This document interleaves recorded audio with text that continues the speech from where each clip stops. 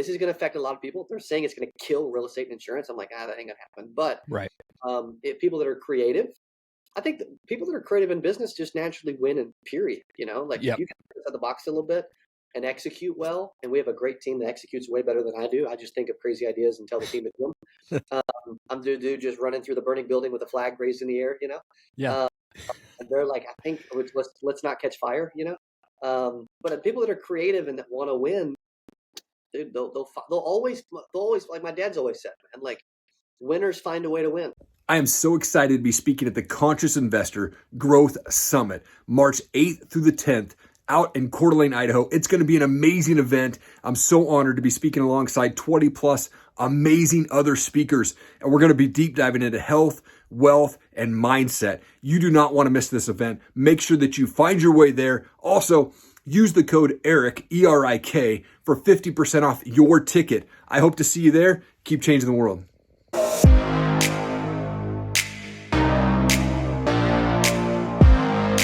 Cody, you're the founder of 8% Nation, the Ultimate Agent, the Ultimate Agent Academy. You're considered the world's #1 insurance agent coach, speaker, so much more, man. Thank you for your time, dude. I appreciate it. Dude, thank you, buddy. Excited to be on the podcast. I love your background, by the way. I need a flag back here, man. That's sick. Thank you. It was when I first started, I had a sponsor send me out this flag, and I've just, adopted it as my backdrop, and it's been so much fun, man. I like to kick the show off by going back a bit. Where did you grow up, and what was childhood like for you? Yeah, so I grew up in Arkansas for the first 10 years of my life. So I was born in Jonesboro, lived in Wynne, Jonesboro, and Cabot in Arkansas. And we kept moving around because my dad was in the insurance industry. Okay. And he's been in the industry since April 1990. I was born July of 1990, so I guess I've been in insurance ever since too. Wow. And living in the home. And then we finally moved to Springfield, Missouri, where he became a general manager over parts of 7 states for a big insurance carrier. And then fast forward, I'm playing sports growing up. I'm, playing basketball in high school. I remember, here's a cool story. I remember being 16 years old, and I was supposed to go to work at a little Apple Market grocery store in Rogersville, Missouri. Yeah. And I'm supposed to go to work at 4 o'clock part-time. I'm not feeling well. I'm throwing up. And so I go to my dad. I'm like, hey, I don't feel like going to work today. Right? We've all been there. Everybody that's listening, you get it. Totally. And I said, hey, I don't think I'm going to go to work today. And he said, you do whatever you want to do, but you know what I would do. Mm-hmm. And I'm like, freak. So I go to work, throw up in the bathroom at work. I'm not saying that's accepted post-COVID, but like, dude, totally. the way I was raised, you showed up, man. That was accepted. And so that was the example I had as a leader and a father figure. My parents are incredible, had an amazing childhood, very blessed in that respect, and everybody is. And then got in the insurance business when I was 20. I was in college, or actually 19 as an intern, 20 as an agent. I was in college, Little Baptist Bible College, playing basketball. Again, very small Bible college, nothing special. Yeah.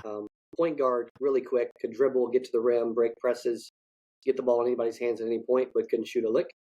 And I started selling insurance. In my first 8 months, I made $117K. Wow. While I was in college, making more money than all my professors. And I fell in love with sales and insurance. And then in December of 2015, just over 8 years ago, I started putting out content to help the insurance industry. And now we are trying to help as many insurance agents and entrepreneurs and business owners as we possibly can.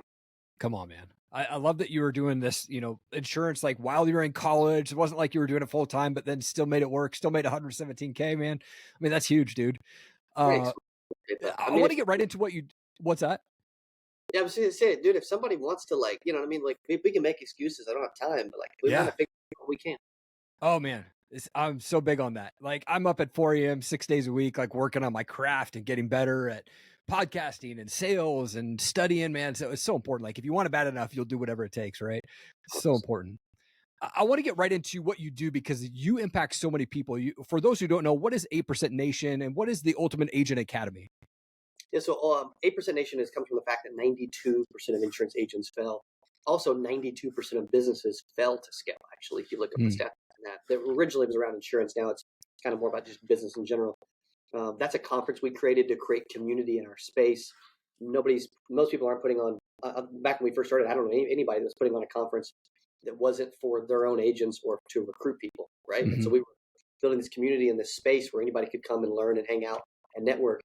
And Then we've done the show. We've done the conference 6 times. We always have about 1,000, 2,000 agents and agency owners and business owners in the audience each year. We do 11 smaller roadshow conferences a year. I'll be in Atlanta in a couple weeks. And then Ultimate Agent comes from so we have the Ultimate Agent reality show. Right. It's the only reality show ever produced for insurance. It's not on like Netflix or Hulu or a streaming service yet. But we created this contest where we had thousands of agents register. We chose 5 on a live selection Zoom. We flew them to Springfield, Missouri, which isn't really the cool part yet. We put them on a private jet. We flew into an undisclosed secret location. We lived in a mansion with them for a week. We brought in coaches, mentors, trainers, gave them leads, eliminations and challenges, and sent people home. It was like Survivor meets Apprentice meets insurance.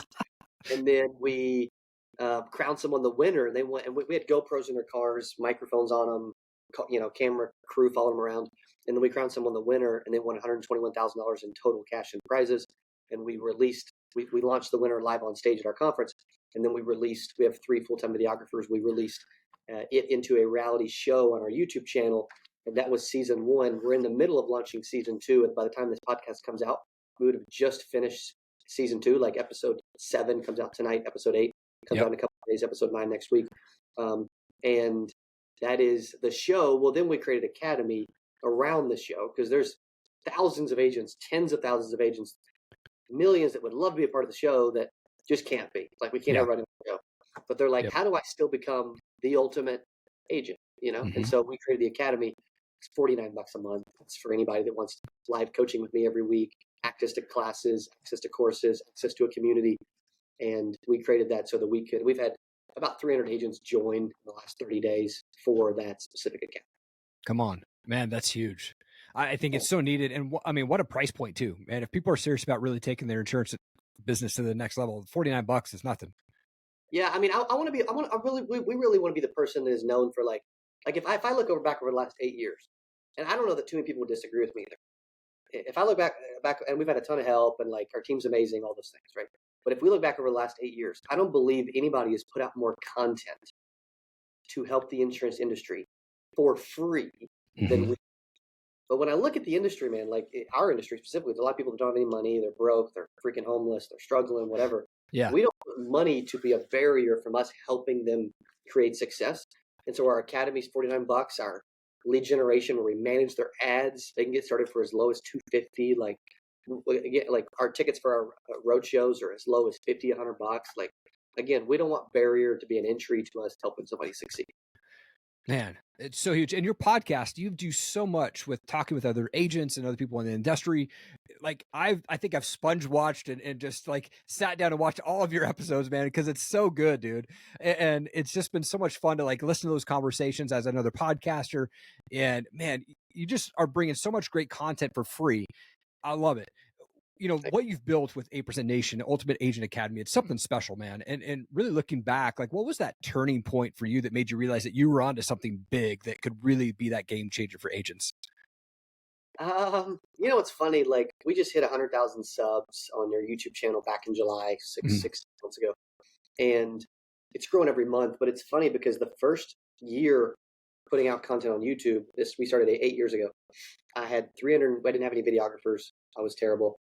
I wasn't even good on video. We had 351 subscribers in the first 12 months, which if you ever research YouTube channels, that is atrocious. Probably the worst in the history of YouTube. But I share that because even though it was small, 6, 12 months, 18 months later, I was consistently putting out content, and then agents started to reach out from really different parts of the U.S., now all over the world. We have agents in our academy in Jamaica, Wow. And so I share that because like most people are so scared to like get started. They're scared to get off the couch. They're scared to do something, or they're like, I'm not good on camera. I'm terrible at public speaking. I don't know how to do a podcast. And like, I'm not as good as Erik on a podcast, but like, dude, I don't mind doing it. Yeah. It's like everybody, like you first rode a bike, you first tried to swim, whatever, like you weren't any good. It takes reps to get good. And so I really felt it when agents started reaching out 6, 12, 18 months later, like, dude, I love your energy. Your content is refreshing. I'm getting a ton of value. Can we, I would love to keep working with you in different ways. And I was like, you know what? Maybe we've got something here. Yeah, man. And insurance as a whole, it can be super challenging. Way back in the day, 2007, I was a farmer's agent, and with different mindset, different mentality. My wife literally was like 6 months pregnant, and I couldn't get a foot in the door at anything.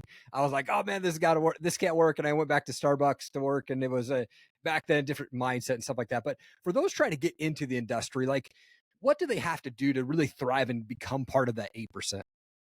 Yeah, I mean, and this is like whether they're insurance or just business in general. Yeah. Good activity wins, like dials wins, talk time wins, getting attention and being known wins, that's all I've been doing the last 8 years, sorry, is how do I bring as much value as humanly possible to an industry so that I can be known by millions in this industry around the world. But as I look back when I made my first 6 figures or my first 7 or our first collective 8 figures amongst a couple companies, it's really been that we have done more than the average business owner. Mm-hmm. More social media, more podcasts, more ads, more calls, bigger sales team. Just more events. Like when you do more, it's silly and stupid and small as that is.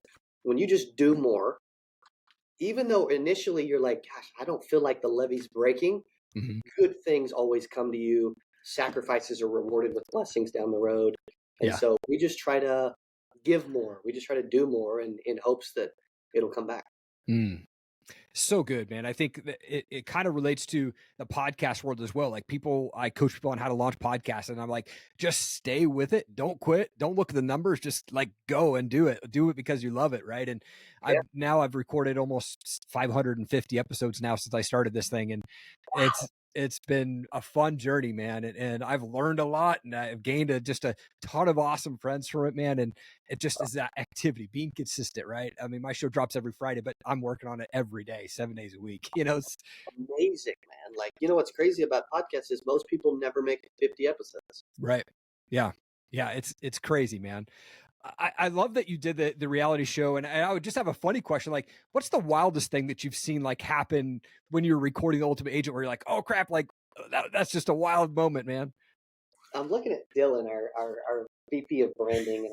What do you think? Like, you guys have looked at tons of footage. What do you think the craziest thing you've seen from the show is? Gosh, there's been some interesting moments. Season 1, the Patrice thing with like lady at Dollar Tree. Yes, this was good. So one of our agents, her name's Patrice, on season 1. Okay. She lost her readers, her reader glasses, and she's like, "Well, I got to go to Dollar General to get some more." She goes to Dollar General. She meets a lady in line while she's checking out, and then she writes insurance on her whole family and follows her to her house immediately. No way. And we've got all this on GoPro footage, audio microphone. Like, it wasn't set up at all. People are like, "There's no way that's real." I'm like, "There's no way it's not. I promise." Oh, that is awesome, man. I love just spur of the moment stuff like that, man. And God just opens the doors when he needs to, man, and makes stuff happen, dude. So cool. Hey, this is a quick shout out from one of our awesome sponsors. Check this out. Thank you to Tracy down at Tranquil Turtle Massage in downtown Coeur d'Alene. Look, my wife and I, we see Tracy and her team every single month for couples massage, and it is the best thing. Tracy is a master massage specialist and a Hanu Ashiatu trainer. You need to reach out to Tracy and her team. Make sure that you tell them that I sent you, and you'll get $25 off your next massage. Also, while you're there, check out CDA Brows, Body, and Ink. Make sure to tell Tracy that I sent you, and you'll save $100 on your next tattoo brows and plasma tightening services. You posted a video recently that actually kind of affects the industry. They're like, FCC is making some changes regarding leads. Like, how does this new rule that they're putting into place affect the industry? And then what are you and your team doing to you're launching a service around this, right? To kind of help folks outside of that, right? Yeah, a lot of times confusion and chaos can create, marketing opportunity at least. Yeah. We try to, how can we capitalize and help people along the way? And so, like, the FCC's come out with a new ruling about lead generators. And I'm not an attorney, just put it out there, right? Whatever they claim when they read. However, what I'm being told is that here in 6 to 12 months, whatever that somebody said August earlier, maybe it is. The good news is you don't have to be that smart to, make $1 million. Yeah. I am noticing that supposedly that anybody that sells age leads or shared leads won't be able to do that anymore. And they sell them or buy them or whatever. It's going to really affect insurance and real estate.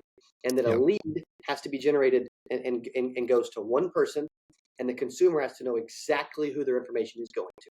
Well, the reason why is people are reselling all these leads, sharing leads, aged leads, or reselling leads for years to tons of people. And then consumers are getting freaking text and calls and robocalls, voicemail drops, and are just getting blown up. They submit a form one time for a mortgage. Before they know it, they get freaking calls for years from mortgage people, right? And so it's going to affect those industries for sure. However, it does create opportunity. Like we're leaning into lead generation where we manage someone's ad. We run ads from their Facebook page in their ad account, complete transparency. It's only $250 to get started. They choose their Facebook ad spend budget, $10, $20, $30, whatever. And then we generate them leads at wholesale instead of having to pay retail. Gotcha. Man, I think that service you're going to provide will be a game changer for sure, especially with people not being able to get those leads like they can today, man. What a awesome service you're launching there. Thanks, brother. Yeah, I mean, I think a lot of times when you're running a business, you've got to look at, okay, who do I serve? What are the main key problems that they are struggling with?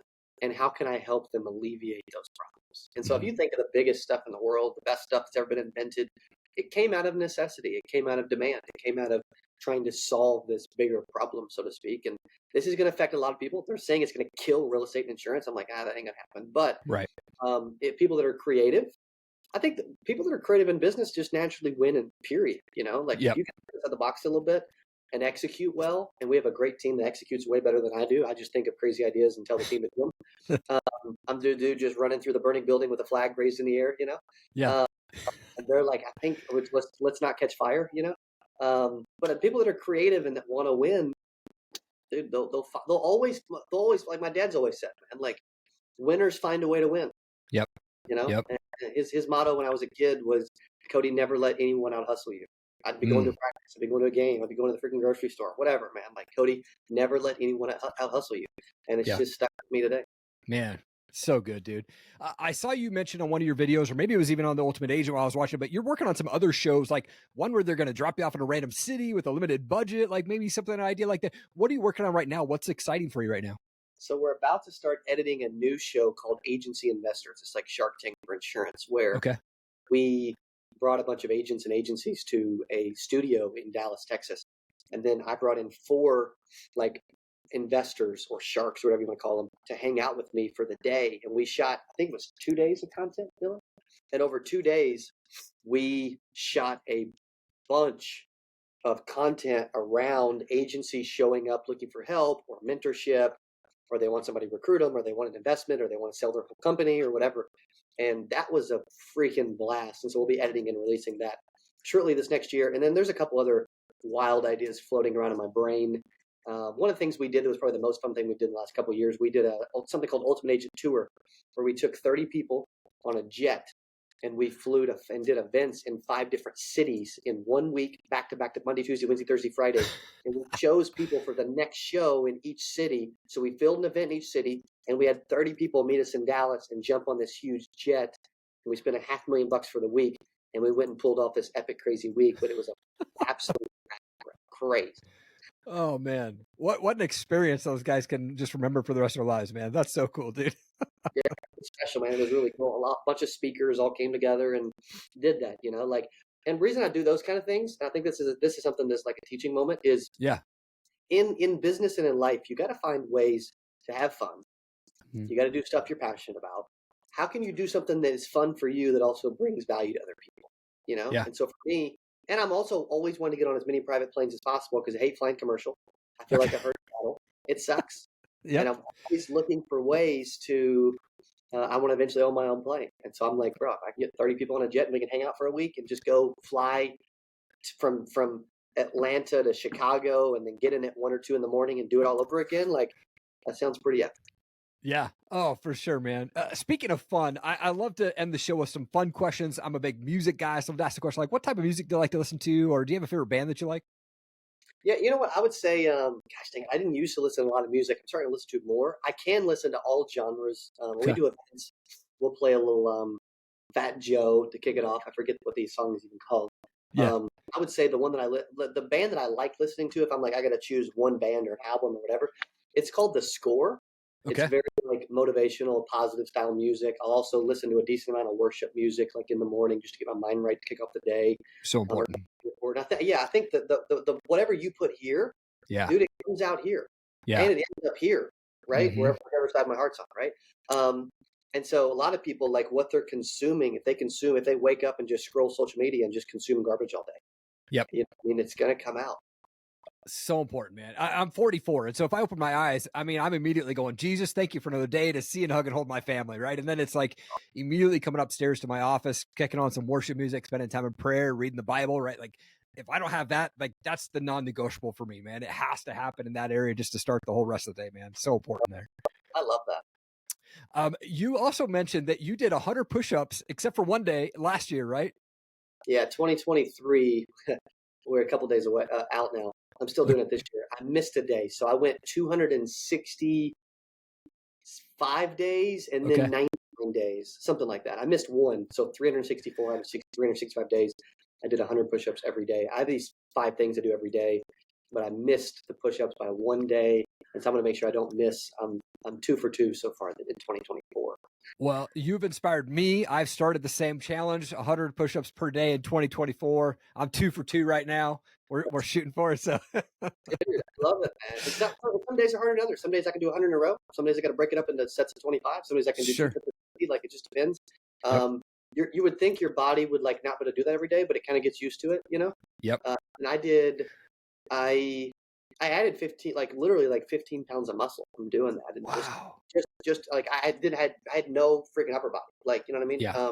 And now I've actually got a little bit of muscles, abs again. I've finally got a chest, and I need some shoulders, bicep. Like it's been an easy, really cool thing that, dude, anybody could do. Come on. I know we're running right up on time, but you mentioned you do 5 things every day. What are those 5 things that you are doing every day? Yep. So I am actually going to pull up and show you. So I use this app called Strides to track these. Cool. I'm doing 100 push-ups a day. I'm writing down my goals. I'm doing a quick morning workout. I'm doing a cold shower, and I'm reading for 8 minutes. Nice. And so those are, and I track them in this app. And so I marked them all off. I did them all this morning. But I literally track those every day just to make sure I'm doing them. And that's how I keep track of different streaks with push-ups and that kind of stuff. Oh, that's awesome, man. Cody, I love this conversation, man. Thank you for coming on, sharing your story, sharing your knowledge, dude. You're an absolute world changer, dude. Thank you so much for your time today, dude. I appreciate you. You're awesome. Appreciate you, brother. Love the podcast. Love what you're doing. And I appreciate you having me on. Thank you so much for checking out the show today. I really appreciate it. I hope that my guest was able to bring you some amazing wisdom and knowledge to help you continue to fight for your goals, your dreams, and your purpose. If you could do me one big favor and just hit that subscribe button, I would so appreciate it. Thank you so much for your time. Keep changing the world. I believe in you. Have an amazing day.